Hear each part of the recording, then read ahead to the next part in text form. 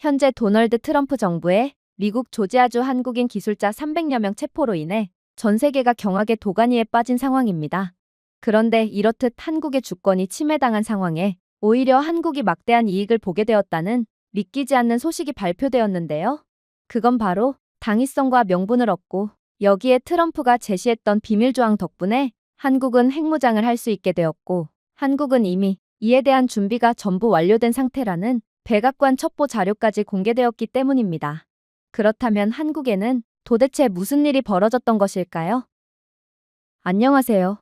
저는 미국 백악관 안보실에서 근무하고 있는 데클런이라고 합니다. 저는 그간 미국 정부를 위해 오랫동안 일해왔지만 최근만큼 혼란스러운 상황은 처음인데요. 그리고 그 시작은 그날 저녁 늦게 CNN 화면에 속보 경보가 울려 퍼졌을 때부터였어요. 앵커는 기술 위반 혐의로 조지아에 억류된 한국인 엔지니어라고 큰 소리로 낭독하더군요.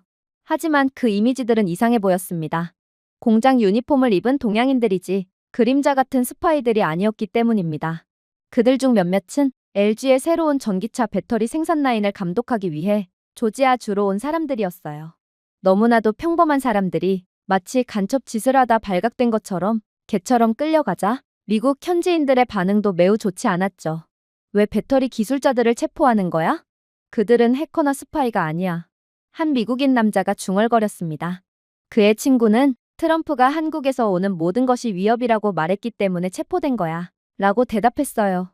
그러자 그는 웃기네. 트럼프는 직접 현대 SUV를 운전한 적도 있잖아. 그럼 트럼프가 탔던 한국산 차량은 대체 뭔데? 라고 건조하게 덧붙였죠. FBI와 에너지부의 공식 고발은 모호했습니다. 보도 자료에는 무단 기술 이전에 대한 우려가 명시되어 있습니다. 하지만 도난당한 파일도 언급되지 않았고 기밀 미국 프로젝트도 언급되지 않았으며 스파이 증거도 없었죠. 그것은 조사라기보다는 카메라를 위한 보여주기 공연처럼 보였습니다. 그때 모든 것을 바꾼 충격적인 소문이 돌았습니다. 국방부에서 유출된 메모에 따르면 체포는 선제적인 조치였다고 했거든요. 진정한 두려움은 도난당한 미국의 비밀이 아니라 에너지와 자동차 기술에서 한국의 우위였습니다. 현대의 전기차 플랫폼과 LG의 배터리 효율성은 미국과 유럽의 경쟁사들을 몇 마일 차이로 능가하고 있었어요. 익명으로 인용된 백악관 직원이 이를 직설적으로 설명했습니다. 트럼프는 조지아에 있는 한국인들이 개척자처럼 보이는 것을 원하지 않았습니다. 트럼프는 그저 한국인들이 우리의 갇히기를 원했죠. 그는 미 국방부의 기밀 브리핑에서 전기차 배터리 기술에 대해 경고한 적도 있어요. 특히 LG의 배터리 프로토타입은 첨단 군사 저장 시스템의 이중용도 재료로 사용될 수 있기에 트럼프는 더더욱 한국을 경계하는 것입니다. 한 비공개 회의에서 트럼프는 화를 낸 것으로 알려졌어요. 한국은 단순히 자동차를 만드는 것이 아닙니다. 그들은 무기라고 부르지 않고 무기를 만들고 있어요. 현대의 엔진과 LG의 배터리는 첨단 무기의 핵심이 되는 기술입니다. 그러니 한국이 우위를 차지하기 전에 미리 짓밟아 놓을 필요가 있어요. 아이러니는 잔인했습니다. 테슬라의 네바다 기가팩토리와 같은 미국 공장은 현재 한국인 구금에 따른 한국인 기술자들의 대거 한국 이동에 따라 지원과 공급 부족에 직면했지만 트럼프는 여전히 큰 소리를 치고 있을 뿐이거든요. 심지어 한국산 기술은 제너럴 모터스의 전기 트럭의 부품을 공급하기도 합니다. 그러나 트럼프는 한국인 엔지니어들에게 감사하는 대신 의심과 수갑을 채우고 말았어요. 결국 서울에 있는 많은 사람들에게 메시지는 분명했죠. 이것은 도둑질에 관한 것이 아니었습니다. 독립에 대한 두려움에 관한 것이었어요. 한국의 거대 산업인 현대, LG, 삼성이 더 이상 미국의 동생 파트너가 아니라는 두려움 말이죠. 백악관에서도 트럼프의 조치에 대해 수긍하는 분위기였죠. 맞아요. 이건 더 이상 자동차나 배터리에 관한 것이 아닙니다. 전략적 지렛대에 관한 것이죠.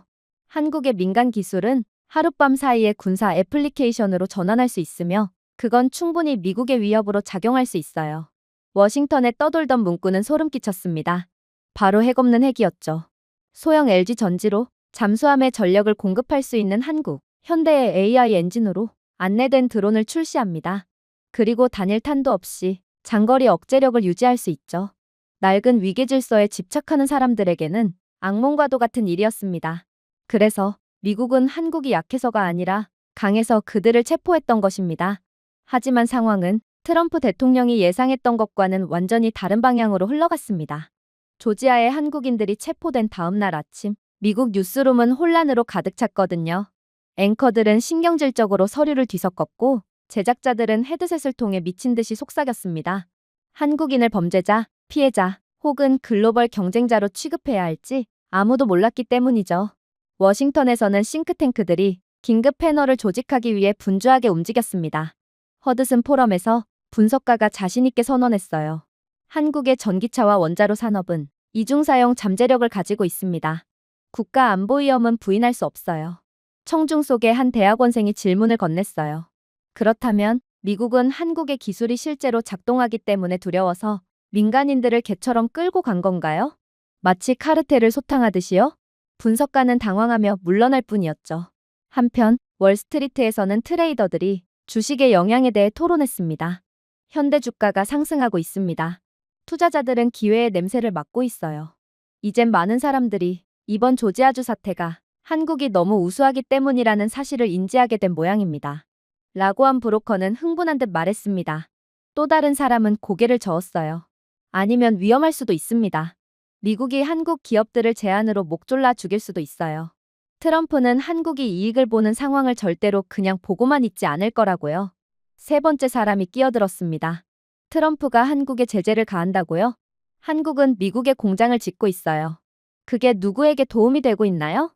트럼프는 절대로 한국에 싫은 소리를 할 수 없을 거예요. 이젠 더 이상 여론 조작도 통하지 않았어요. 텍사스의 토크 라디오에서 진행자가 천둥 소리를 냈습니다. 한국 엔지니어들은 미국 땅의 일자리와 비밀을 훔치고 있습니다. 하지만 미국의 시민들은 더 이상 속지 않았죠. 한 트럭 운전사가 대답했습니다. 일자리 훔치기? 제 아들이 LG 공장에 취직했어요. 아들은 한국에 고마워하고 있다고요. 대학 캠퍼스에서 학생들은 열띤 토론을 벌이며 체포 과정을 분석했어요. 이것은 주권에 관한 것입니다. 한국은 더 이상 추종자 국가가 아닙니다. 왜 그들을 존중하지 않는 거죠? 그들은 미국의 동맹 국가예요. 브루킹스 강당에서 비즈니스 리더들은 저녁 늦게까지 논쟁을 벌였습니다. 한 기술 CEO가 한국과의 관계를 철회하면서 트럼프의 말에 따라야 할까요? 아니면 한국과 협력해야 할까요? 라고 물었습니다. 한방위 산업체 직원이 으르렁거리더군요. 한국을 버립시다. 그들의 독립성이 미국을 위협할 수 있어요. 하지만 임원이 반격했죠. 위협? 현대와 LG가 없으면 디트로이트는 내일 무너집니다. 신중하게 생각하세요. 한국이 미국에 얼마나 많은 투자와 중요한 역할을 하고 있는지 아직도 모른단 말인가요? 모순들이 벽돌처럼 쌓여갔습니다. 언론 해설자들은 1분 동안 한국을 조롱한 다음 날 한국의 효율성을 칭찬했습니다. 경제학자들은 의존성에 대해 경고했고, 엔지니어들은 한국의 정밀함에 감탄하며 속삭였어요. 즉, 한국인 구금 사건은 미국을 통합한 것이 아니라 오히려 미국을 중앙으로 나누며 분열시킨 것입니다. 한편 풍자 코미디언들은 이 드라마를 야간 펀치라인으로 만들었습니다. 미국은 자동차를 너무 잘 만들었다는 이유로 현대 엔지니어를 체포했습니다. 라고 한 사람이 농담을 던졌습니다. 다음 주에는 햄버거보다 라면을 더 맛있게 만든 셰프들을 체포할 예정입니다. 스튜디오에서는 웃음이 터졌지만 유머는 진실로 가득 차 있었어요. 전국적으로 여론이 분열되었습니다. 일부 사람들은 한국의 부상이 미국의 쇠퇴를 의미한다고 우려했어요. 다른 사람들은 한국이 없으면 미국도 함께 망할 것이고, 미국이 한국을 버리기엔 한국은 미국에 너무 중요한 역할들을 하고 있다고 일침을 가했죠. 그럼에도 불구하고 분열의 고함소리 아래서 시간이 갈수록 감탄이 조용히 커지기 시작했습니다. 평범한 미국인들은 스스로에게 물었어요. 한국이 이곳에서 일자리를 창출하고 더 안전한 자동차와 더 깨끗한 에너지를 창출할 수 있다면 왜 그들을 두려워해야 할까? 하지만 더욱 충격적인 상황은 따로 있었습니다. 조지아에 억류된 엔지니어들의 이야기는 이젠 전 세계로 폭발했기 때문이죠. CNN은 헤드라인을 장식했습니다. 단순한 체포만이 아닙니다. 기술 전쟁의 시작입니다. BBC는 미국이 한국이 너무 앞서 있다고 처벌하고 있는지 묻는 코너를 방영했어요. NHK는 이를 워싱턴의 굴욕이라고 부르며 정의가 아닌 두려움이 수갑을 채웠다는 증거라고 불렀습니다. 패널 토론이 전파를 채웠습니다. CNN 원탁회의에서 한 미국 진행자가 직설적으로 질문을 제기했어요. 왜 미국이 현대와 LG 기술자 한국인들을 체포했을까요? 한국 지배에 대한 두려움 때문일까요? 한 유럽 분석가가 미소를 짓더군요. 미국은 이미 숨쉬기 위해 그들에게 의존하고 있어요. 여기 한국 반도체가 미국 방위 전자제품의 92%를 어떻게 구동하는지 보여주는 차트가 있습니다. 삼성과 SK 하이닉스 칩을 제거하면 펜타곤은 2주 안에 어두워지죠. 전직 CIA 요원이 얼굴을 찡그렸습니다. 그건 과장이에요. 그러나 분석가는 냉정하게 대답했어요. 아니요. 이것도 보수적으로 잡은 차트입니다. 모든 미사일, 드론, 위성은 메모리를 사용하고 그 첨단 메모리는 전부 한국이 만들거든요. 한편 블룸버그는 월스트리트 투자자들의 수치를 분석했습니다. 한국산 배터리가 없으면 미국 전기차 생산량이 1년 안에 78% 감소합니다. LG에너지와 SK온은 미국에서 거의 5개의 셀 중 4개를 공급하죠. 테슬라의 텍사스 공장, 포드의 블루오벌, GM의 울티움 등 모든 공장이 한국 음극에 묶여 있습니다. BBC는 절제된 감탄으로 연설하는 해양 전문가를 초대했어요. LNG 운반선과 컨테이너 메가십의 70% 이상이 한국산입니다. 현대중공업, 대우조선, 삼성중공업이 없었다면 미국산 수입품은 바다에서 썩을 것입니다. 텍사스산 원유가 스스로 항해한다고 생각하시나요? 영국 코스트가 웃으며 말했습니다. 그래서 바다도 한국에 고개를 숙이나요? 전문가는 진지하게 고개를 끄덕였어요. 한국이 없으면 세계무역은 끝입니다. 배가 없는데 어떻게 무역을 하겠어요? 그러나 진정한 경악은 따로 있었어요. 도쿄에서 NHK는 반도체 교수를 인터뷰했거든요. 그녀는 극자회선 리소그래피 확장에 있어 한국의 천재성을 보여주는 차트를 가리켰어요. 삼성은 많은 미국 팹이 10나노미터를 안정화하기도 전에 7나노미터에서 통합을 개척했습니다. 삼성과 SK가 철수하면 애플, 아마존, 마이크로소프트 등 모든 기업이 하룻밤 사이에 서버의 60%를 잃게 되죠. 한국의 칩은 미국 디지털 라이프에 보이지 않는 제국입니다. 그러니 미국의 이번 한국에 대한 압박은 결국 자해행위가 될 것입니다. 한 미국인 시민은 자신의 아이폰을 흔들었어요. 이 아이폰은 삼성 메모리로 작동합니다. 그러니 한국인을 체포하면 벽돌이 되죠. 이 영상은 수많은 SNS에 공유되며 그야말로 미국의 현실을 적나라하게 까발렸죠. 하지만 트럼프 입장에서 무엇보다 참을 수 없었던 건 바로 미국의 지식인들마저 이 사실을 인정했다는 거였습니다. 미국의 여러 캠퍼스에서 교수들은 마지못해 같은 사실을 인정했어요. MIT의 한 강연장에서 체포에 대해 토론했습니다. 한 교수는 이것은 도난당한 데이터에 관한 것이 아닙니다. 이것은 의존성 공황입니다. 한국 산업은 더 이상 우리가 할 수 없는 것을 제공해요. 빠르고 안전하며 천재적인 수준의 정밀함입니다. 한 학생이 초조하게 물었습니다. 그래서 한국이 없으면 무엇이 먼저 무너지나요? 교수는 침착하게 나열했어요. 14일 후 방위 전자제품, 6개월 후 전기차 산업, 8개월 후 물류 배송, 1년 후 소비자 가전제품 출시. 붕괴는 총체적입니다. 폭스 비즈니스에서는 보수적인 경제학자가 냉정한 계산으로 패널들을 놀라게 했습니다. 미국은 매년 1,400억 달러의 고부가 가치 한국 기술을 수입하고 있습니다. 그 공급을 제거하면 GDP는 1년 만에 4% 감소하게 됩니다. 이는 2008년 폭락보다 더 심각한 수치예요. 서울이 없으면 월스트리트는 불타버릴 것입니다. 진행자는 애써 미국의 편을 들려고 했어요. 그렇다면 대만이나 일본으로 대체하면 되잖아요. 그러나 경제학자는 고개를 저었습니다. 아니요. 대만은 칩은 생산하지만 배터리는 생산하지 않습니다. 일본은 디스플레이는 생산하지만 LNG 선박은 생산하지 않죠. 한국만이 모든 것을 대규모로 수행합니다. 한국의 천재성은 통합을 의미하죠. 하지만 이러한 충격적인 상황도 잠시 이내 믿고 싶지 않은 일이 벌어지기 시작했어요. 조지아주 한국인 구금 사태에 대해 처음에 사람들은 그것이 일상적인 정치 게임이라고 생각했지만 더 많은 세부 사항이 드러남에 따라 글로벌 분위기가 바뀌기 시작했거든요. 한국은 미국의 갑질의 피해자라는 여론이 형성되었고 이는 생각보다 많은 것을 의미했습니다. 베를린 거리에서 시위대는 한국에서 손떼라는 팻말을 들고 시위를 벌였습니다. 파리에서는 분석가들이 구금을 굴욕이라고 불렀죠. 워싱턴은 너무 지나쳤습니다. 세상이 지켜보고 있었습니다. 그리고 이는 미국이라는 동맹국에게까지 찬밥 신세면 한국은 유사시에 미국의 절대로 도움을 받을 수 없으니 핵 개발을 통해 스스로의 나라를 지켜야 한다는 주장까지 제기되었어요. 그리고 이 소란 속에서 도널드 트럼프의 폭탄 발언이 나왔습니다. 한국은 아직까지도 주한미군 재협상에 응하지 않고 있습니다. 이대로라면 주한미군은 올해 안에 한국을 떠날 수도 있습니다. 하지만 한국은 부자 나라이므로 스스로를 방어할 수 있겠죠. 저는 그들이 자신들의 국가를 미국 없이 스스로 지키기 위해 핵을 가지는 것을 찬성합니다. 군중이 포효했습니다. 기자들이 몰려들었어요. 트럼프는 예전에 자신이 했던 말을 그대로 반복하며 주한미군 철수와 동시에 한국 핵무장 허용을 다시 한번 공개적으로 부르짖었거든요. 미국의 많은 논평가들은 서둘러 이를 일축했습니다. 그들은 그것을 무모하고 위험하며 불가능하다고 불렀죠. 하지만 워싱턴 내부에서는 아무도 웃지 않았습니다. 트럼프의 패턴을 알고 있었기 때문입니다.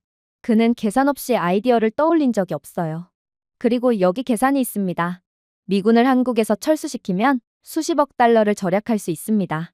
한국이 핵을 통해 독자적인 방어를 하도록 내버려두면 중국은 약화되죠. 무엇보다도 트럼프는 유권자들이 자신의 대담함을 좋아한다는 것을 알고 있었습니다. 하룻밤 사이에 전 세계적인 논쟁이 변화했습니다. 더 이상 한국이 처벌받아야 하는가? 가 아니었습니다. 그것은 한국이 마침내 핵무기를 가질 권리가 있는가? 가 되었죠. 더 타임스의 사설은 다음과 같았습니다. 한국은 위협받고 궁지에 몰리고 과소평가되어 왔습니다. 아마도 그들이 마땅히 받아야 할 힘으로 그들을 신뢰할 때가 된 것 같습니다. 서울에서는 대중의 분위기가 바뀌었습니다.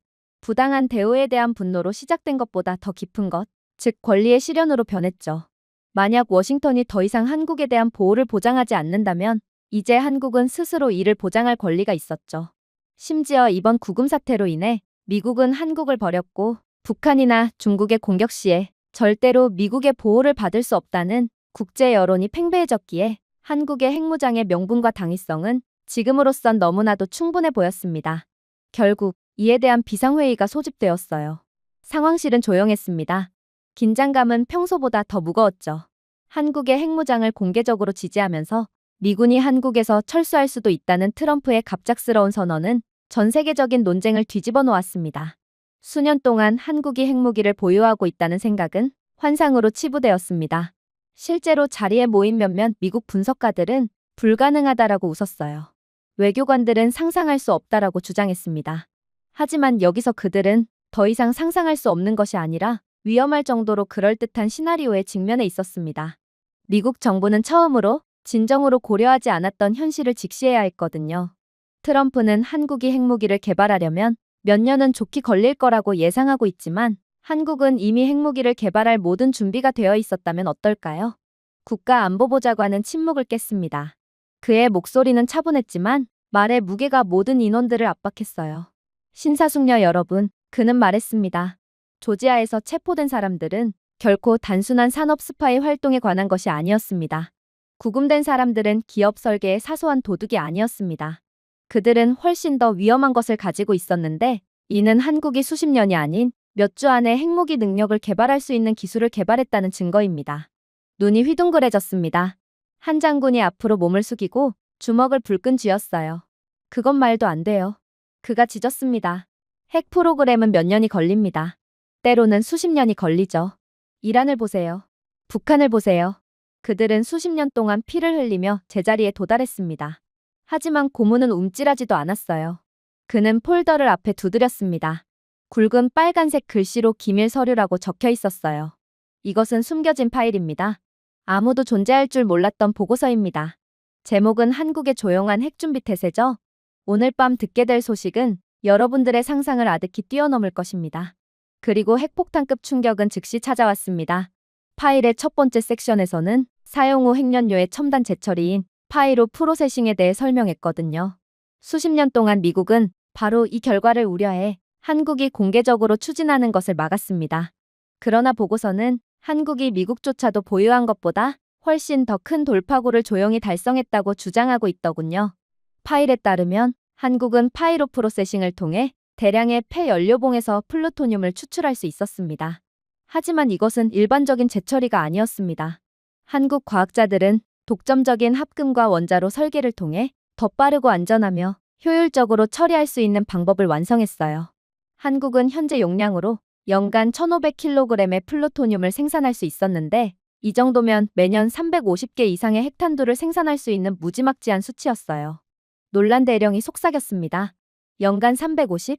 보좌관이 고개를 끄덕였습니다. 네, 그리고 그것은 기존에 신고된 시설에만 해당됩니다. 우리의 정보에 따르면 한국은 이 수치를 2배 또는 3배로 늘릴 수 있는 숨겨진 용량이 있다고 해요. 즉, 한국은 우리가 생각하는 것보다 훨씬 더 무시무시한 나라라는 겁니다. 그러나 진정한 충격은 아직 시작도 안 한 상태였어요. 두 번째 섹션은 SLBM 기술, 잠수함 발사탄도 미사일로 넘어갔거든요. 이 파일에 따르면 한국의 대우조선과 현대중공업은 이미 최신 KSS-3 잠수함의 발사 플랫폼을 통합한 것으로 밝혀졌습니다. 이들은 공식적으로 전통적인 플랫폼이었지만 수정을 통해 최소한의 재설계로 핵탑재 미사일을 탑재할 수 있었습니다. 그 함의는 분명합니다. 라고 보좌관은 설명했습니다. 내일 한국이 핵 능력을 발표하더라도 즉시 해상에서 배치할 수 있습니다. 완벽하게 숨길 수 있고 심지어 이동식이죠. 사실상 탐지할 수 없다는 뜻입니다. 회의실 내부는 얼어붙었습니다. 해상 기반 핵 억지력은 미국, 러시아, 프랑스, 영국 등 가장 선진적인 핵 강국의 특징이었습니다. 웬만한 기존 핵 보유국들도 이 단계까지는 도달하지 못하고 있죠. 그런데 핵이 없는 한국이 아무도 모르게 이 단계에 도달했다고 말하는 것은 충격 그 이상이었습니다. 상상도 할 수 없던 일이었죠. 하지만 파일은 무자비했습니다. 이미 미 첩보 요원이 한국 조선소에서 증거를 확보한 상황이었거든요. 한국은 이미 콜드 런치 시스템을 테스트한 바 있던 상태였어요. 한국이 개발한 SLBM 프로토타입은 기존 순항 미사일로 위장했지만 사거리와 추진력은 훨씬 더 강력하다는 것을 시사했습니다. 그리고 또 다른 충격이 있었습니다. 보좌관은 현대연구소와 포스코가 개발 중인 나노 엔지니어링 합금에 대해 설명했어요. 이 합금은 소형 핵탄두에 필요한 극한의 열과 압력, 즉 세계 최고의 극한의 열과 압력을 견딜 수 있었습니다. 방 안에 있던 한수석 과학자가 중얼거렸습니다. 그건 소형화를 의미합니다. 바로 그거예요. 보좌관이 확인했습니다. 한국은 부피가 큰 1세대 탄두가 필요하지 않습니다. 그들의 설계는 작고 효율적이며 숨길 수 있는 장치를 가능하게 하죠. 평범한 미사일과 구별조차 할 수 없는 핵탄두를 포탄에 넣는다고 상상해보세요. 이건 말도 안 된다며 조롱하던 장군은 이제 입을 굳게 다물고 앉아 있었습니다. 하지만 파일은 계속 이어질 뿐이었죠. 한국의 민간 산업은 핵무기 대량 생산을 위한 완벽한 중추를 구축했습니다. 의도하지도 않고 말이에요. 스마트폰과 마이크로칩용으로 설계된 삼성의 자동화 공장은 유도 시스템을 위한 정밀 회로를 생산하기 위해 개조될 수 있습니다. 자동차용으로 제작된 현대의 로봇공학 라인은 미사일 본체를 쉽게 조립할 수 있죠. LG의 소재 연구소는 가볍지만 초강력 미사일 케이스에 이상적인 탄소 나노튜브 구조를 개척했어요. 그야말로 한국은 기술력을 갈고 닦았을 뿐인데 너무 우수한 기술력을 가지게 된 나머지 다른 분야까지 자연스레 정복하게 되어버린 것입니다. 이것은 무기 프로그램이 아닙니다. 라고 고문은 암울하게 말했어요. 이것은 생태계입니다. 한국의 경제의 모든 부문에는 이중사용 잠재력이 있습니다. 한국 전쟁을 겪은 한국은 애초에 이런 식으로 전쟁을 염두에 두고 국가 시스템을 만들었거든요. 그 시스템이 이제야 빛을 발하는군요. 한국의 소위 민간 기술 기적은 핵무기의 기초가 된 것입니다. 수학은 무자비한 명료함 속에 놓여 있었습니다. 한국의 24개의 원자로는 핵 전용을 즉각적인 전환을 할 수 있었어요. 추출을 위한 숨겨진 매장량은 사용 후 연료 3만 톤으로 추정되었죠. 항공우주 등급의 합금이 가능한 500개 이상의 3D 프린터를 가진 한국은 자동화된 공장까지 충분히 갖추고 있었습니다. 결과요? 한국의 핵미사일 생산량 추정치는 6개월 이내에 최대 3,000기였어요. 한국은 핵 제한이 풀림과 동시에 단숨에 세계 1위의 핵 강국이 되는 것입니다. 회의실은 끔찍한 침묵에 빠졌어요. 보좌관은 조용히 파일을 닫았습니다. 그의 표정은 진지했어요. 여러분, 우리는 한국이 핵무기를 만들 수 있는지에 대해 토론하는 것이 아닙니다. 그건 너무도 당연해요. 한국은 핵무기를 만들 능력을 충분히 갖추고 있습니다. 그것도 단숨에 만들 수 있죠. 우리는 지금 그들이 언제 핵무기를 공개할지에 대해 토론하고 있는 거예요. 그리고 그날이 오면 미국은 더 이상 이 사회를 통제할 수 없다는 것을 알게 될 것입니다. 한국이 미국 대신 통제하겠죠. 백악관 밖에서는 대중이 여전히 신문과 텔레비전 패널에서 논쟁을 벌였습니다. 어떤 사람들은 한국이 감히 할 수 없을 것이라고 말했어요. 다른 사람들은 트럼프의 제안이 공허한 수사라고 말했습니다. 하지만 권력의 벽 속에서 숨겨진 파일을 읽은 사람들은 진이가 이미 병에서 벗어났다는 진실을 이해했습니다. 수십 년 동안 미국은 서울을 의존 동맹국이자 국방의 후배 파트너로 취급하며 과소평가해왔습니다. 하지만 조지아에서의 체포, 트럼프의 말실수, 그리고 숨겨진 파일의 끔찍한 폭로는 그 환상을 산산조각 냈어요. 한국은 더 이상 보호를 구걸하는 작은 나라가 아니었습니다. 눈 깜짝할 사이에 핵 초강대국으로 도약할 수 있는 능력을 갖춘 거대 기술 기업이었습니다. 그리고 준비가 되든 안 되든 세상은 그 결과를 감수해야 할 것입니다. 물론 저희 백악관 관계자들은 또 다른 비상이 걸렸죠. 이제는 전날 밤보다 더 크고 시끄럽고 혼란스러운 새로운 회의가 열렸습니다. 국방부, 국무부, CIA, 심지어 월스트리트 분석가들까지 회의장을 가득 메웠죠. 모두가 답변을 요구했습니다. 진짜인가요? 한 의원이 외쳤습니다. 한국은 정말 하룻밤 사이에 핵무기를 만들 수 있나요? 국가안전보장회의 의장은 지친 표정이었습니다. 그는 전날 밤에 두꺼운 파일을 두드렸어요. 여러분 모두 보고서를 보셨을 겁니다. 하지만 오늘은 그 분석을 듣게 될 것입니다.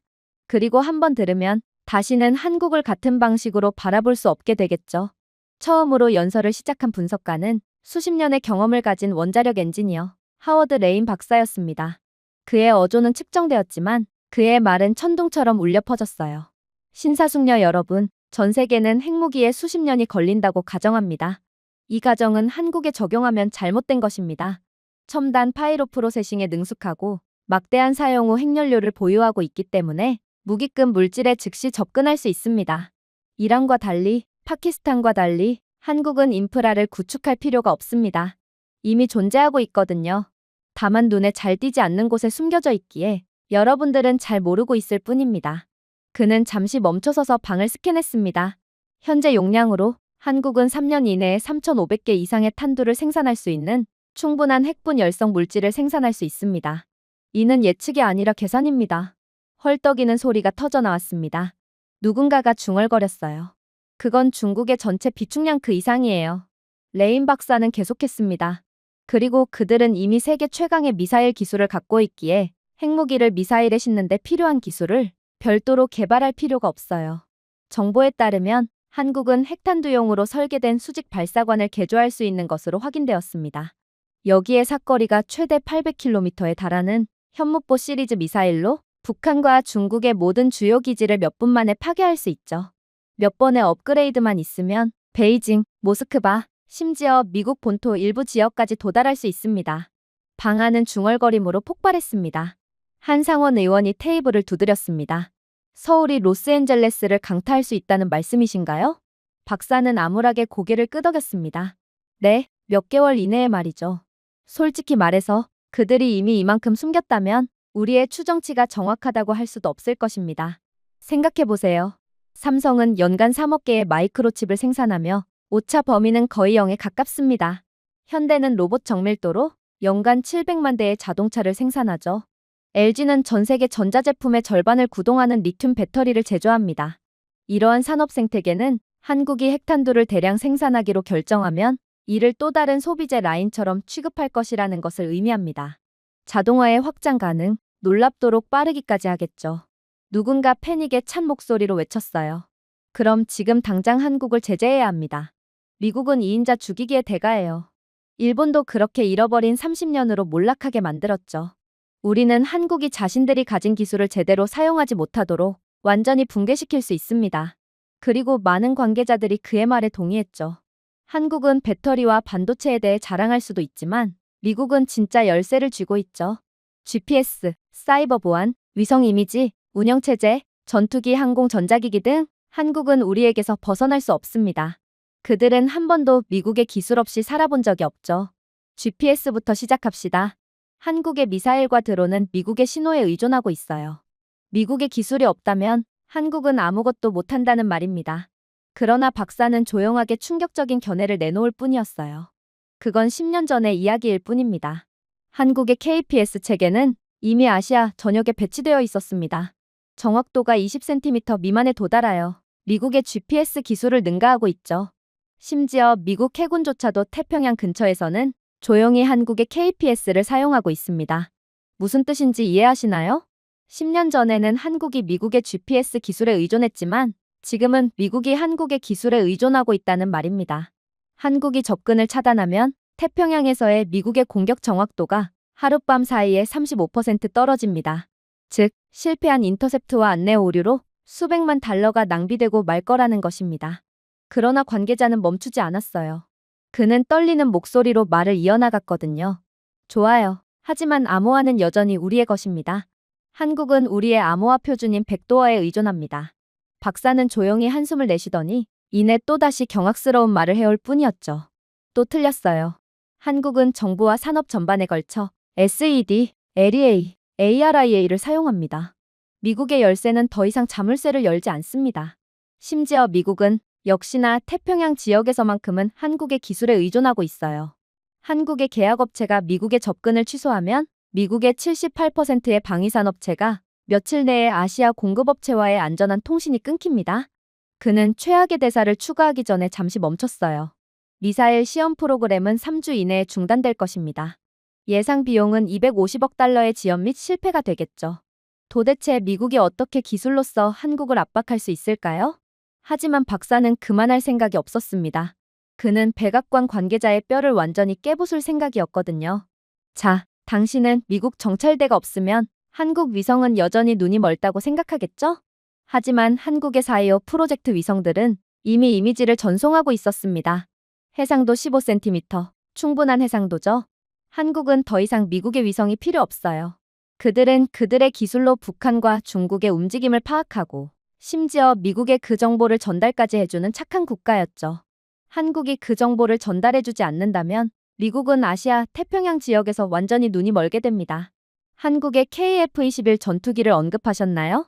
아직도 한국이 미국산 항공전자공학을 사용한다고 믿고 계시죠? 하지만 애석하게도 한국 엔지니어들은 거의 모든 것을 대체했습니다. AESA 레이더, 임무 컴퓨터, 적외선 센서, 안전한 데이터 링크 등 이건 전부 한국의 자체 기술이에요. 우리는 더 이상 그들의 주인이 아닙니다. 우리는 그들의 고객일 뿐이에요. 그의 말에 모두가 공포에 질려버렸어요. 미국이 쥐고 있다고 생각했던 모든 지렛대가 사라졌거든요. 모든 압박 지점은 그 자체로 취약점으로 변했습니다. 한국이 단 한 달 동안 미국에 대한 지원을 철회했다면 미군은 비틀거리고 경제는 피를 흘리며 대중은 공황 상태에 빠질 것입니다. 어떤 미사일도 목표물을 안정적으로 타격할 수 없겠죠. 그만큼 미국은 한국의 모든 부분에서 전적으로 의존하고 있던 거였습니다. 그렇게 모두가 침묵한 가운데 국가안보보좌관은 안경을 맞추고 목을 가다듬고 시작했습니다. 여러분들, 이것은 더 이상 추측이 아닙니다. 과장도 아니죠. 최신 정보평가에 따르면 한국은 이제 몇 달 안에 수천 개의 핵탄두를 생산할 수 있는 능력을 갖추게 되었으며 어쩌면 더 빠른 속도일 수도 있습니다. 그러나 이러한 명백한 증거들에도 불구하고 누군가 또다시 침묵을 깼습니다. 불가능합니다. 국방부 고위 관리가 중얼거렸습니다. 어느 나라도 그 속도로 생산을 가속화한 적이 없습니다. 냉전 시대에는 미국조차도 마찬가지입니다. 하지만 보좌관은 고개를 절레절레 흔들었을 뿐이었어요. 당신은 한국을 과소평가하고 있습니다. 한국은 다른 어떤 나라도 익히지 못한 4가지 요소를 동시에 결합했습니다. 원자로, 첨단 합금, 자동화된 메가 팩토리, 로봇공학입니다. 이들은 모두 역사상 가장 빠른 무기 프로그램의 엔진이에요. 첫 번째 슬라이드는 한국의 해안선을 따라 빛나는 원자로의 모습을 보여주었습니다. 한국은 단순한 에너지 생산업체가 아닙니다. 라고 보좌관은 계속해서 말했습니다. 정밀하게 설계된 경이로움이죠. 한국의 APR-1400 원자로와 모듈식 시스템은 엄청난 양의 플루토늄 부산물을 생성할 수 있습니다. 하지만 이들의 가장 독특한 점이 무엇인지 아시나요? 그건 바로 압도적인 효율성입니다. 다른 나라에서는 연료 폐기물의 극히 일부만 사용할 수 있지만 한국이 지은 원자로는 다르거든요. 덕분에 한국은 핵미사일 대량 생산을 위해 충분한 핵분 열성 물질을 조용히 비축하고 있습니다. 지금까지도 말이죠. 발표를 지켜보던 한 미국 핵과학자가 숨죽여 속삭였습니다. 한국은 전체 에너지 그리드를 이중용도 무기고로 전환했어요. 낮에는 민간용이지만 밤에는 전략적으로 사용된다는 말입니다. 이런 나라를 어떻게 이길 수 있겠어요? 트럼프는 한국을 완전히 오판하고 있어요. 그러나 더욱 경악스러웠던 점은 따로 있었습니다.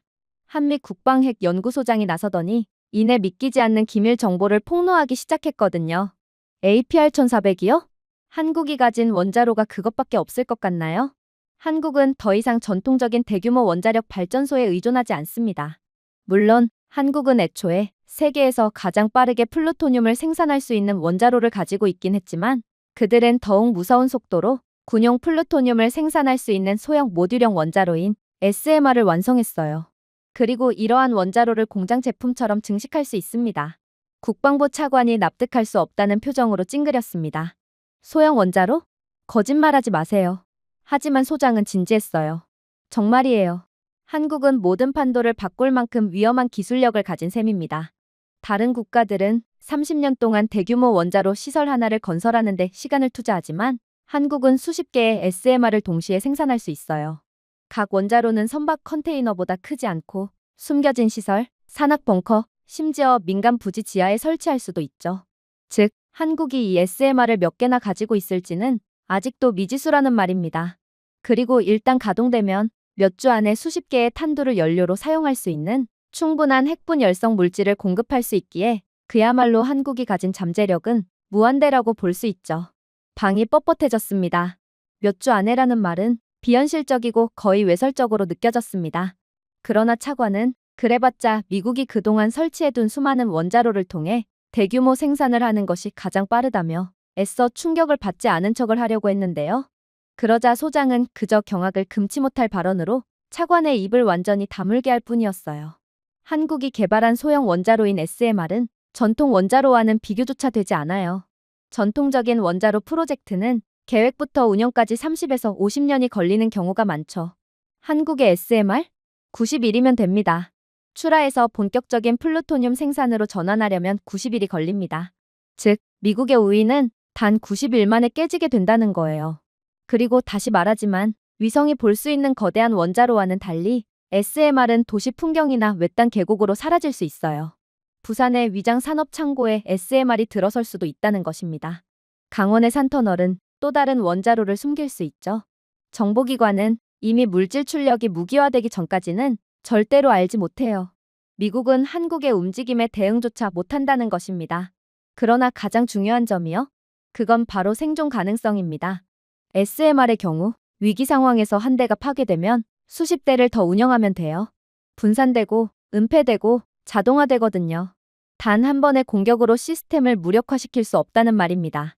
그러나 미국의 원자로는 달라요. 그래서 미국은 이 원자로를 지키기 위해 더 많은 돈을 들여야 해요. 그러나 한국은 그런 유지비가 전혀 들지 않죠. 트럼프는 이런 나라를 과소평가한 것입니다. 감히 말이죠. 그러나 이러한 연이은 충격에도 불구하고 한국의 가장 소름 돋는 점은 따로 있었어요. 왜냐하면 한국의 압도적으로 효율적이고 빠른 모습은 그들은 24시간 밤낮을 가리지 않고 무기를 생산하기 때문에 가능한 거였거든요. 서울과 부산 외곽의 거대한 자동화 공장 이미지는 또 다른 냉기를 회의실 안에 전달했습니다. 로봇 팔의 줄, AI가 안내하는 컨베이어 벨트, 센서가 깜빡이고 있었어요. 알고 보니 다른 나라들의 공장과는 달리 한국은 수천 명의 작업자가 필요한 수동 조립 라인이 필요가 없었습니다. 한국의 시스템은 반도체 및 자동차 부문에서 완벽하게 작동하는 로봇 시스템으로 이미 한국의 대기업들은 이러한 최첨단 무인 공장을 갖춘 상황이었거든요.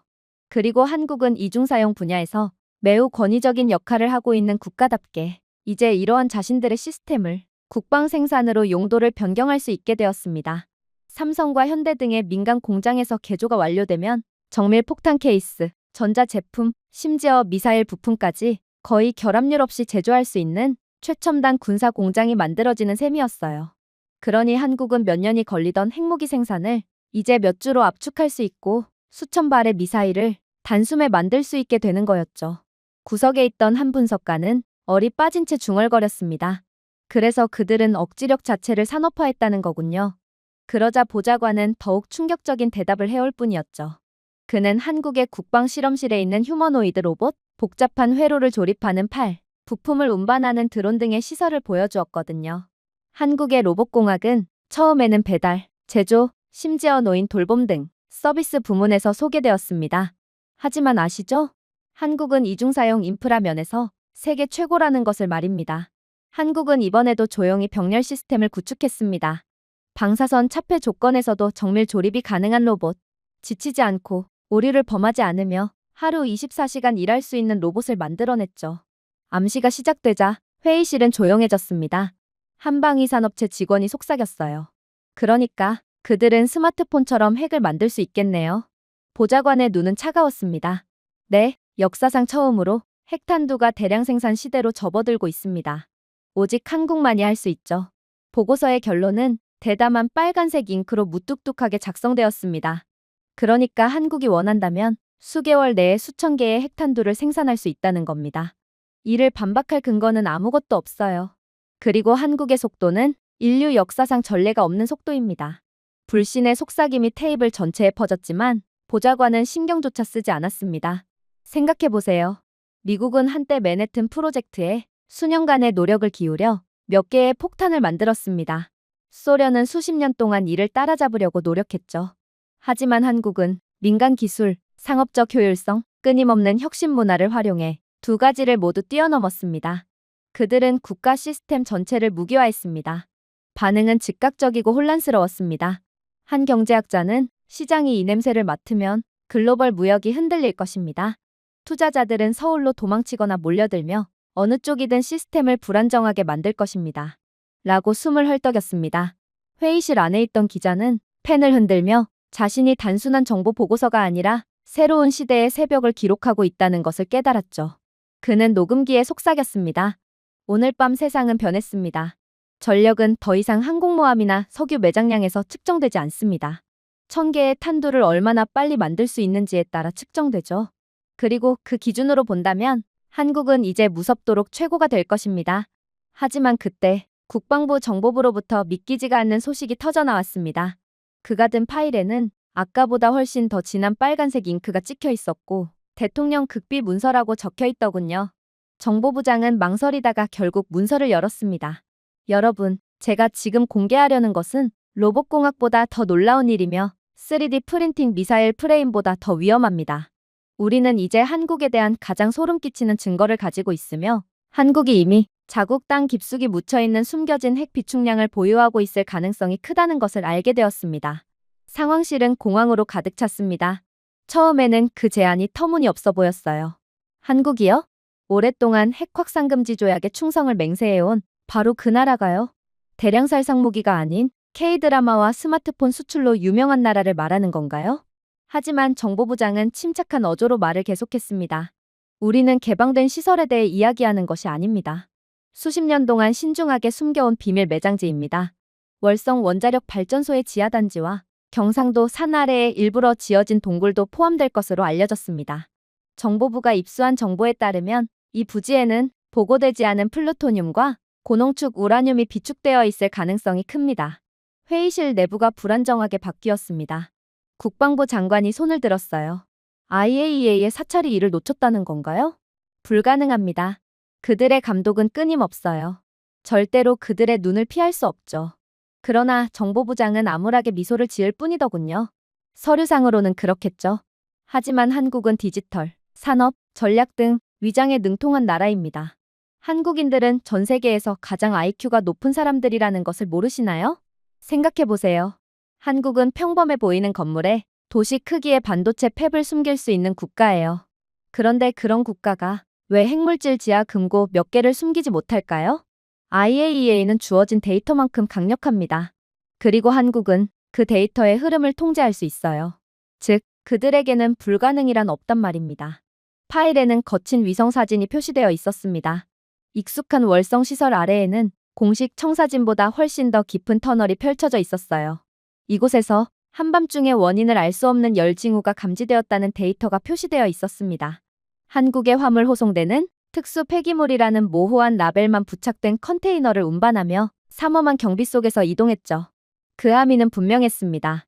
한국인들은 일상적인 핵 부산물로 위장하여 투명한 핵분열 물질을 움직이고 있던 거였습니다. 정보부장은 다음 페이지로 클릭했습니다. 숫자가 나타났어요. 한국은 수십 년 동안 24개 이상의 원자로를 운영해왔습니다. 보수적인 추정에 따르면 3만 톤 이상의 사용 후 핵연료가 축적된 것으로 계산되죠. 한국이 이 연료를 전부 모아뒀다는 가정하에 만약 한국이 핵 제한이 풀린 뒤 모아뒀던 연료들을 전부 사용한다면 약간의 재처리만으로도 수천 킬로그램의 플루토늄을 생산할 수 있습니다. 이를 이해하기 쉽게 설명하자면 플루토늄 10kg은 기본적인 핵탄두를 만들 수 있어요. 그러니까 연간 1500kg은 연간 150개의 폭탄을 생산할 수 있습니다. 그러니 만약 한국이 비밀리에 비축량의 일부만 추출한다면 이미 수천 개의 탄두에 사용할 수 있는 물질을 보유할 수 있다는 거예요. 회의실의 모든 인원들은 공포로 얼굴이 탁해졌어요. 한 늙은 국방 전략가가 앞으로 몸을 기울였습니다. 한 번의 시험 발사도 없이 한국이 이미 핵 초강대국이 될 수 있다는 말씀이신가요? 정보부장은 고개를 끄덕였습니다. 맞습니다. 그들의 천재성은 빠른 건설에만 있는 것이 아닙니다. 조용히 건설하는 데 있죠. 전 세계가 북한의 허풍에 집중하고 있는 동안 한국은 중국이 선언한 무기고마저 우습게 여길 만큼의 핵분열성 물질을 조용히 비축했을지도 모릅니다. 그들의 능력이라면 충분히 그러고도 남죠.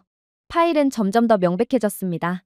일부 정보 요원들은 한국의 밀폐된 지하 금고, 습도 조절이 가능하고 생체인식 잠금 장치로 보호되는 금고에 대해 이야기했는데 여기에는 농축 우라늄 막대가 금괴처럼 쌓여 있을지도 모르는 일이었어요.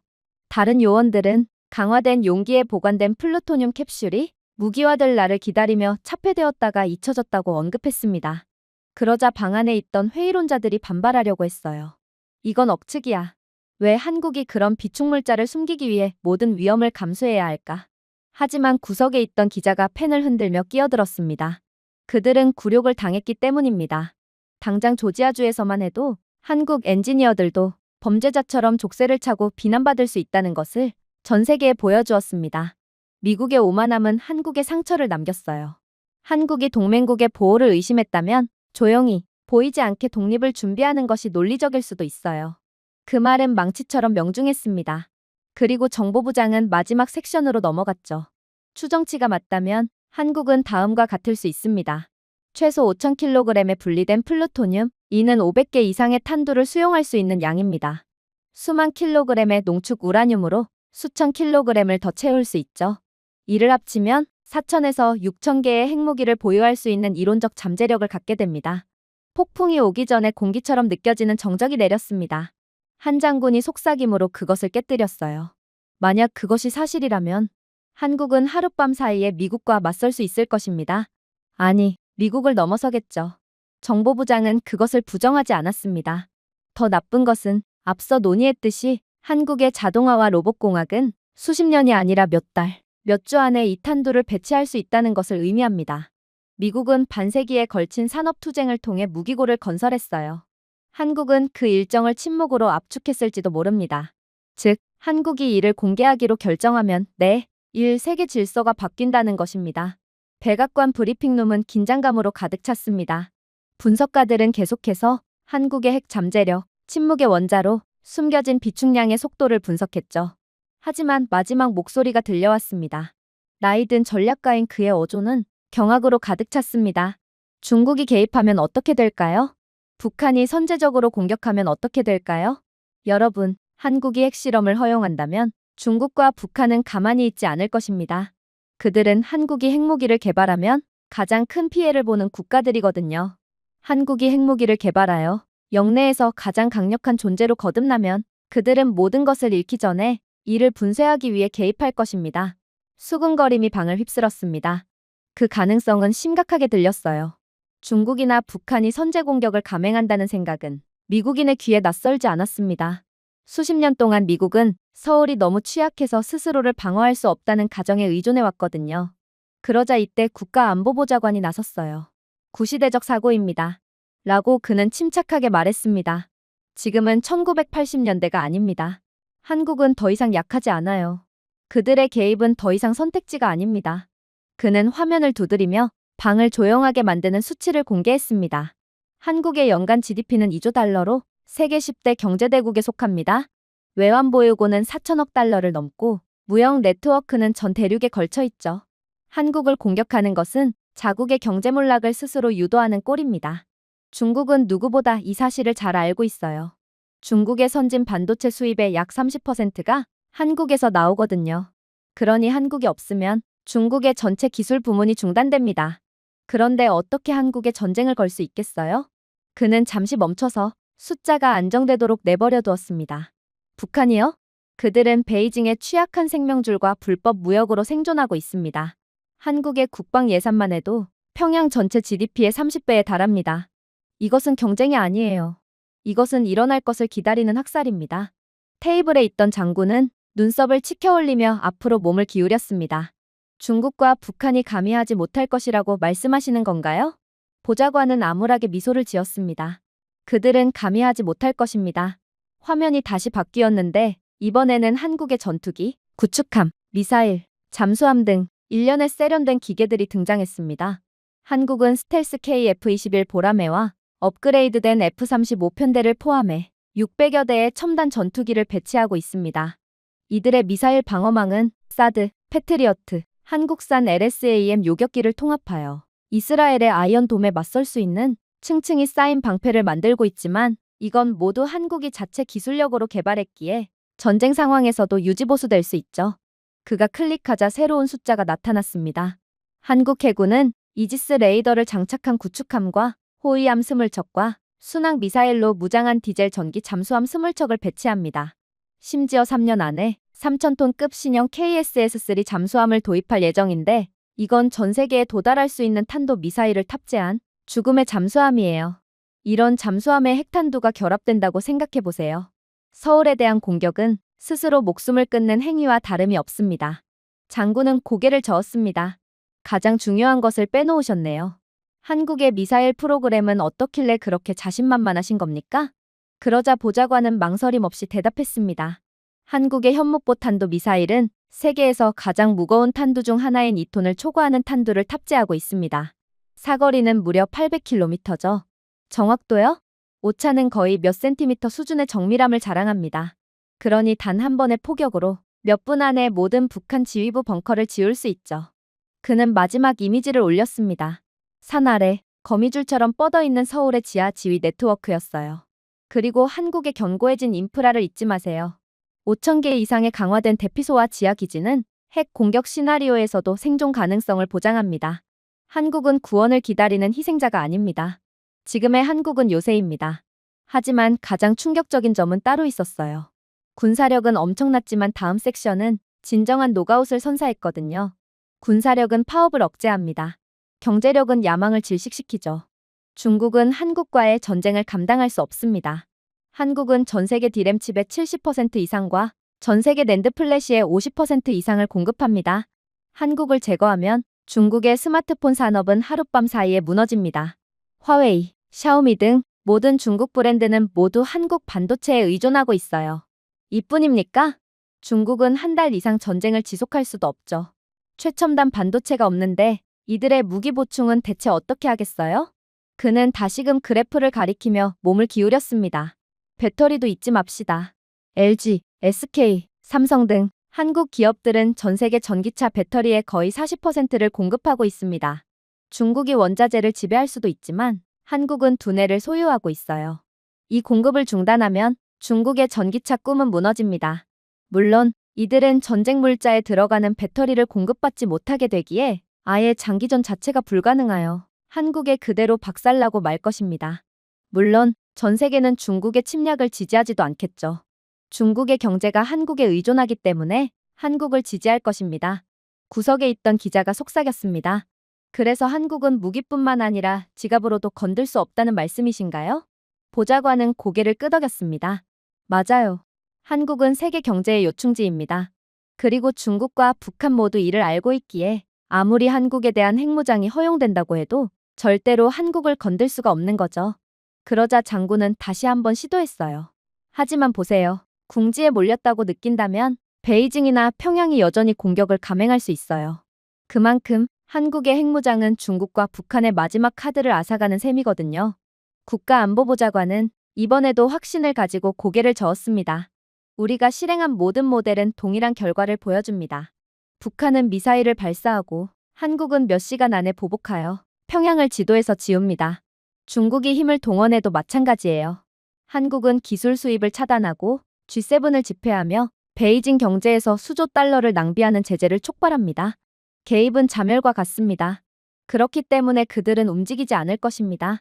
그는 목소리를 날카롭게 내며 몸을 더 가까이 기울였습니다. 여러분, 한반도가 세계의 화약고가 아닌 것은 역사상 처음 있는 일입니다. 한국은 늘 수많은 전쟁에 휘말려 왔지만 항상 그것을 막아왔어요. 그들이 약할 때조차 한국은 반드시 외세의 침략을 어떻게든 막아냈죠. 그런데 지금이요? 한국은 세계에서 가장 강력한 국가 중 하나가 되었어요. 이번에는 당연히 그 공격을 쉽게 막아낼 것입니다. 회의실은 조용해졌습니다. 문제를 제기한 회의론자조차도 눈을 낮췄어요. 결론은 피할 수 없었습니다. 한국은 미사일도 금수 조치도, 베이징도, 평양도 이를 제지할 수 없는 지경에 이르렀습니다. 경제, 무기, 회복력 등 모든 데이터 라인이 같은 이야기를 들려주었거든요. 그리고 국가안보보좌관은 마지막 속삭임으로 일을 마무리했습니다. 그들은 한국을 상대로 움직이지 않을 것입니다. 왜냐하면 한국을 상대로 움직이는 것은 미래 자체를 상대로 움직이는 것이기 때문입니다. 그리고 미국도 해당되는 말이에요. 한국이 핵무장을 한다면 이젠 미국조차 한국에 먹히고 말 것입니다. 상황실은 다시금 정적으로 숨이 막혔습니다. 분석가들은 몇 시간 동안 공장, 비축물자, 잠수함, 미사일에 대해 이야기했어요. 그러나 최종 보고서가 테이블 위에 놓여 있을 때 그 표지에는 굳은 장군들조차도 충격을 받을 정도의 제목이 적혀 있었습니다. 핵 한국의 경제적 및 전략적 영향, 그것을 열어본 백악관 분석가는 이번에는 두려움에 떨며 말하지 않았습니다. 그의 어조는 마치 역사 자체를 인정하는 것처럼 거의 경건한 듯 안정적이었습니다. 신사 여러분, 그는 시작했습니다. 한국이 핵의 문턱을 넘으면 그 영향은 전장에서 끝나지 않을 것입니다. 그 영향은 모든 이사회, 모든 무역장, 지구상의 모든 과학실험실에 퍼질 것입니다. 이것은 단순히 억지력에 관한 것이 아닙니다. 이것은 지배력에 관한 것이죠. 그는 첫 번째 차트를 클릭했습니다. 한국의 연간 국방비 지출은 현재 약 500억 달러에 달합니다. 핵 억지력을 통해 5년 안에 기존 지출을 40% 가까이 줄일 수 있습니다. 즉, 연간 200억 달러가 지원되며 연구, 인프라, 글로벌 확장에 직접 유입될 수 있는 자금이에요. 또 다른 슬라이드는 글로벌 무기시장 영향이었습니다. 이미 각국은 미국의 방위비 보장을 확보하기 위해 경쟁하고 있습니다. 하지만 한국이 핵무장 극초음속기와 SLBM을 보유하고 있는 상황이 된다면 소규모 국가들은 누구를 신뢰할 것 같나요? 보호 비용을 과다 청구하는 국가? 아니면 타의 추종을 불허하는 기술로 뒷받침되는 강력한 억지력을 제공하는 국가? 2023년 이미 170억 달러에 달했던 한국의 방위비 수출액은 2035년까지 연간 800에서 1000억 달러로 급증할 수 있습니다. 그렇게 되면 한국은 지구상 최대 무기 수출국이 될 것입니다. 장군들은 의자에서 자리를 옮겼습니다. 이것은 더 이상 군사보고서가 아니었습니다. 미국의 패권에 대한 부고였어요. 하지만 가장 소름 돋는 점은 따로 있었어요. 다음 섹션은 참석한 경제학자들 모두를 놀라게 했거든요. 한국의 핵 프로그램은 탄두에만 국한된 것이 아닙니다. 에너지에 관한 것이죠. 소형 모듈형 원자로와 첨단 핵연료에 대한 숙달 덕분에 한국은 글로벌 청정에너지 시장을 장악할 수 있게 되었습니다. 한국이 군사적 보호와 함께 이러한 시스템을 수출하기로 결정하면 전 대륙이 한국과의 계약에 따라 화석 연료에서 벗어날 수 있습니다. 숫자들이 화면 전체에 번뜩였습니다. 2040년까지 전 세계 원자력 시장은 1조 3천억 달러의 돈이 순환될 것으로 예상되는데 핵 보유 시 예상되는 한국 점유율은 이 중 45%였어요. 연간 수출 수익만 따져봐도 6천억 달러가 훌쩍 넘었죠. 분석가의 목소리가 더욱 날카로워졌습니다. 이는 한국이 사우디아라비아가 석유로 벌어들이는 수입보다 에너지 수출로 더 많은 수입을 올린다는 것을 의미합니다. 한국은 단순히 원자로를 판매하는 것이 아닙니다. 그들은 전 세계 전력망을 통제하게 될 거예요. 백악관 전략가가 속삭였습니다.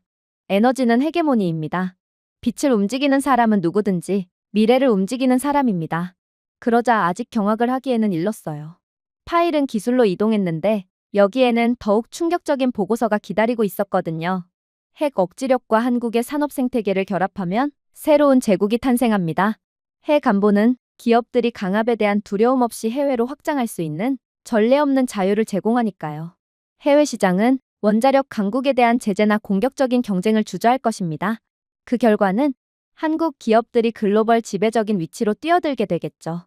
그는 예시를 나열했습니다. 반도체요? 전 세계 디램의 70%, 랜드 메모리의 50%가 이미 한국이 장악하고 있는 상황에서 핵 억지력은 이러한 흐름을 위협할 수 없습니다. 시장 점유율은 10년 이내에 85%까지 상승할 수 있어요. 전기차 배터리는 더욱 충격적이죠. LG 에너지 솔루션과 SK 이노베이션과 같은 한국 기업은 이미 전 세계 시장의 40%를 공급하고 있습니다. 여기에 원자력 레버리지가 추가된다면 아프리카와 남미로부터 리튬 계약을 확보하여 점유율을 65% 이상으로 끌어올릴 수 있습니다. 조선이요? 한국 야드는 이미 전 세계 LNG 운반선의 60%를 생산하고 있습니다. 보호가 보장되면 90%의 지배력을 확보할 수 있어 중국을 고부가가치 해양 부문에서 사실상 배제할 수 있습니다. 중국의 돈이 그대로 한국으로 넘어오는 것입니다. 소비자 가전 부분도 놀랍죠. 삼성과 LG는 더는 지정학적 장벽에 직면하지 않을 것입니다. 미국의 제재에 저항하는 국가들은 한국산 기기로 전환하여 아시아, 아프리카, 남미에서 애플을 넘어 시장 진출을 확대할 수 있습니다. 그야말로 한국이 세계의 기준이 되는 것이죠. 하지만 회의실을 더욱 충격에 빠뜨린 부분은 아직 시작도 안 한 상태였어요. 그건 바로 자본 흐름이었죠. 투자자들은 약소국으로 몰려들지 않습니다. 그들은 강한 국가로 몰려들죠. 한국이 핵을 보유하게 되면 전략적 무능력에 대한 인식이 외국인 직접 투자의 눈사태를 일으킬 것입니다. 기업들이 한국의 보호 우산 아래 자리를 잡으면서 10년 안에 1조 달러의 신규 유입이 발생할 것으로 예상됩니다. 그는 또 다른 예측을 가리켰습니다. 원화는 달러, 유로와 함께 기축 통화가 됩니다. 서울은 싱가포르와 홍콩을 제치고 아시아의 금융 중심지가 되겠죠. 한국 국부펀드는 2045년까지 3조 달러 이상으로 성장할 것입니다. 분석가는 암울하게 미소를 지었습니다. 신사 여러분, 월스트리트는 한국에 저항하지 않을 것입니다. 한국에 구애할 것입니다. 그때 글로벌 지도가 나타나면서 파일이 더 어두워졌습니다. 한때 한국의 지역 라이벌이었던 일본은 이제 항복할 수밖에 없습니다. 그들의 헌법은 핵무기를 금지하고 있어요. 그들의 대중은 재군비화에 저항하고 있기도 하죠. 한국이 핵 패권을 달성하면 일본은 한국의 그늘 아래에서 동맹을 맺을 수밖에 없습니다. 오랫동안 미국의 보호에 의존해온 호주는 제고할 것입니다. 한국의 해구상과 무역협정이 결합되면 캔버라가 워싱턴에서 멀어질 수 있어요. 유럽도 해지를 할 수 있습니다. 프랑스와 영국은 작은 무기고를 사용하지만 한국은 산업과 원자력을 결합하면 한국 주도의 연합으로 유인될 수 있습니다. 그리고 인프라와 보호가 절실한 개발도상국들은 한국을 미국의 지배력과 중국의 강압에 대한 대안으로 보게 될 것입니다. 그는 침묵이 깊어지도록 내버려 두었습니다. 요약하자면 미국의 동맹 네트워크는 한국의 궤도에 하나씩 균열을 일으킬 수 있습니다. 그러고 나서 그는 칼을 비틀듯 마지막 문화 슬라이드를 클릭했습니다. K-팝, 드라마, 한국 문화는 이미 전 세계 젊은이들을 지배하고 있습니다. 하지만 문화적 영향력과 핵 억지력을 결합하면 한국은 다른 어떤 강대국도 이루지 못한 소프트 파워, 즉 하드 파워와 융합된 소프트 파워를 얻게 됩니다. 생각해보세요. 현재 중국 등의 국가는 일부러 한한령을 내리며 한국 문화가 퍼지지 못하도록 막고 있어요. 그리고 일부 국가들에서도 이러한 흐름을 보이고 있습니다. 하지만 핵무기를 가진 한국을 거스를 수 있는 국가는 이제 아무도 없게 됩니다. 그 결과는 단순한 감탄이 아니게 되겠죠. 그것은 충성심으로 이어질 것입니다. 국가들은 안보뿐만 아니라 정체성을 위해 한국과 동맹을 맺을 수 있어요. 최종 예측이 화면에 나타났습니다. 2035년까지 방위 수출 수익 1,000억 달러, 에너지 수출 수익 6천억 달러, 기술 부문 우위는 장관이었죠. 반도체 85%, 배터리 65%, 조선 90%이 예상되었습니다. 한국의 국부펀드 3조 달러가 넘을 것으로 전망되었고 잠재적 핵탄두는 6,000개가 넘을 것으로 예상되었어요. 당연히 한국의 글로벌 위치는 경제와 군사력 면에서 1위를 차지하며 미국을 뛰어넘을 것으로 예상되었습니다. 분석가는 이제 더는 토론이 필요 없다는 듯 천천히 파일을 닫았습니다. 이것은 환상이 아닙니다. 숫자입니다. 그리고 숫자는 거짓말을 하지 않죠. 한국이 핵을 보유한다면 단순히 스스로를 방어하는 것이 아닙니다. 한국은 세기를 소유하게 될 것입니다. 그리고 그는 아무도 감히 큰 소리로 말할 수 없는 말을 속삭였습니다. 미국은 20세기를 만들었을지도 모릅니다. 하지만 21세기는 한국의 것입니다. 트럼프의 오판으로 인해 한국은 세계를 손에 쥐게 될 것입니다. 그리고 그로 인해 상황실의 불빛이 어두워졌습니다. 이미 역사는 바뀌었습니다.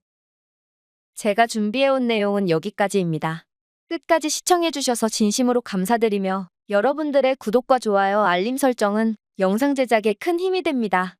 이상 세모튜브였습니다.